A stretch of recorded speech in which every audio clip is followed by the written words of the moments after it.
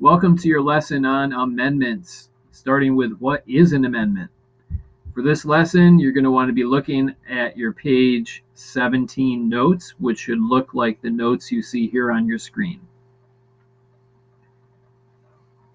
So we'll start with what is an amendment. Here's your definition. An amendment is a change or an addition to the Constitution. So these are the rulebook changes.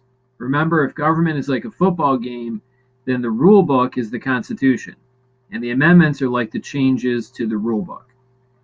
Now, sometimes I also call the amendments the whoops we forgot part of the Constitution, especially the first 10 amendments, which include certain rights and freedoms not spelled out in the Constitution itself. So now we'll move down your notes and look at how you go about changing the Constitution, which is what this chart shows. And you see here it's a two-step process.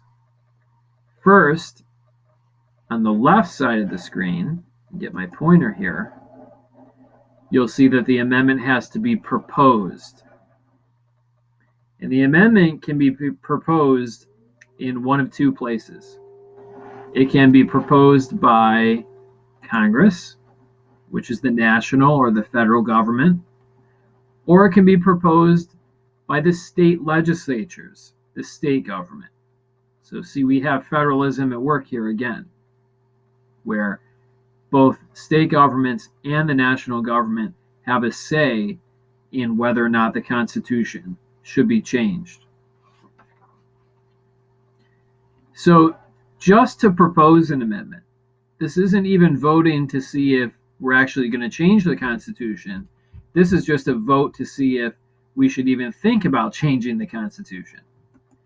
It's going to take a 2/3 vote of Congress or a 2/3 vote of a national convention called by the state legislatures. That is really, I don't think that has ever happened. In fact, I'm sure that's never happened.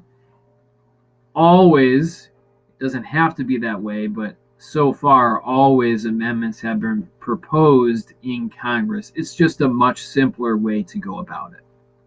But again, it would take a 2/3 vote of Congress to even bring it to a ratification vote, which is the second step here, ratification. To ratify is to officially approve it. Now, usually that means the state legislatures vote to approve it. But there is another way where state conventions approve the amendment.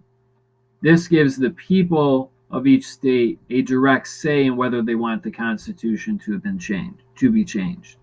And that has only happened once with the 21st Amendment. Almost always, ratification takes place through the state legislatures, the legislative branch of the state government. Now, the important thing to remember here is really the numbers. To propose an amendment, it takes a 2/3 vote. 66% of Congress has to vote yes.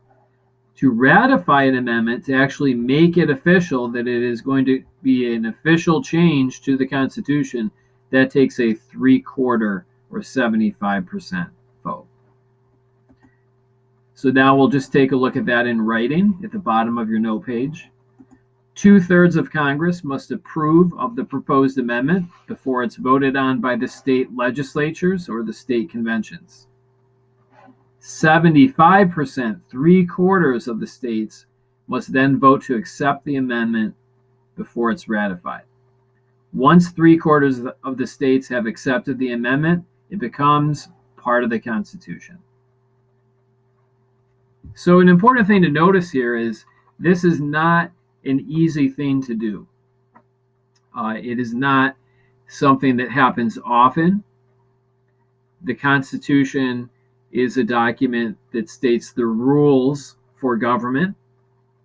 And when you're changing the rules all the time, that could lead to a very confusing situation.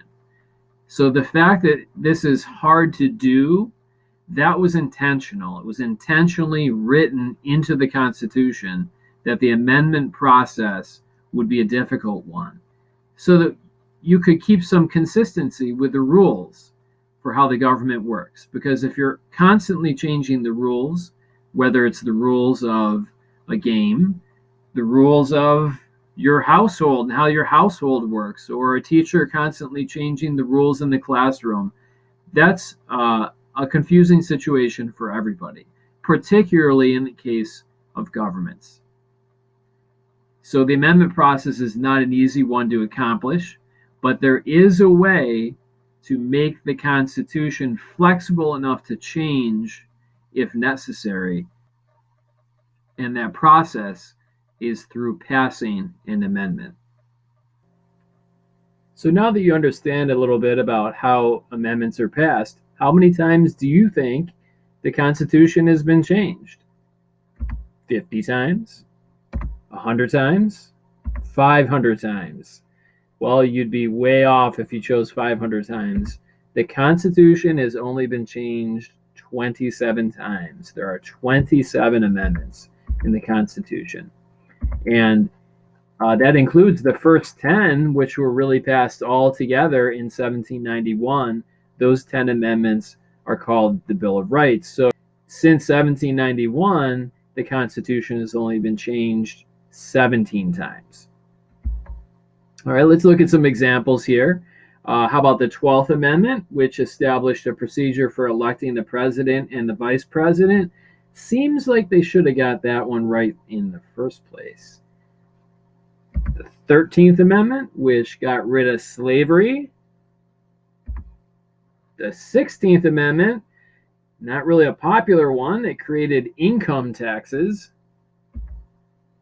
The 18th Amendment, which made alcohol illegal. Yeah, that didn't work out. The 19th Amendment, which gave women the right to vote. And the 21st Amendment, which allowed people in America to buy alcohol again. Now that was a popular amendment. Next up, in part 2 of this video, we're going to take a closer look at the Bill of Rights. Those first 10 amendments added to the Constitution to protect your rights and freedoms. They include things like freedom of speech, freedom of religion, and a whole bunch of other rights that you might have heard of if you've ever watched a police show on TV. I'll see you then. Bye-bye.